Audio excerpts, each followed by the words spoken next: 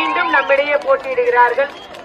அக்கா 5 வருஷமாக எப்படி நம்மளோட இருந்தாரு, எந்த அளவுக்கு பணியாற்றினாங்க என்பதை நீங்கள் அறிவீர்கள். 4 நாட்கள் தூத்துக்குடியிலே தான் தங்கியிருந்தார்கள். டெல்லியில பாராளுமன்ற கூட்டத்தில் கலந்து கொண்டாலும் தூத்துக்குடியில 4 நாட்கள் தங்கியிருந்து தன்னுடைய மக்கள் பணியாற்றினார்கள்.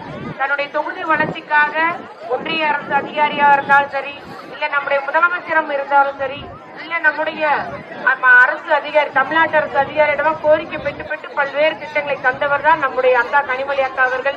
மீண்டும் நம்மிடையே பாராளுமன்ற உறுப்பினராக போட்டியிடுகிறார்கள். அவர் தொட்ட பணியை தொடர்ந்திட, விட்ட பணியை தொடர்ந்து நம்முடைய பகுதி வளர்ச்சிக்காக பணியாற்றிட நீங்கள் அவர்களுக்கு உதவி சிறுஞ்சனத்தில் வாக்குகளை தர வேண்டும் என்று உங்களை எல்லாம் நேரில் பார்த்து அக்கா வாக்கு கேட்க வந்திருக்கிறார்கள். மறவாதீர் உதயசூரியன். இப்பொழுது நம்முடைய அக்கா கனிமொழி அக்கா அவர்கள் உங்களிடம் உரையாற்றுவார்கள்.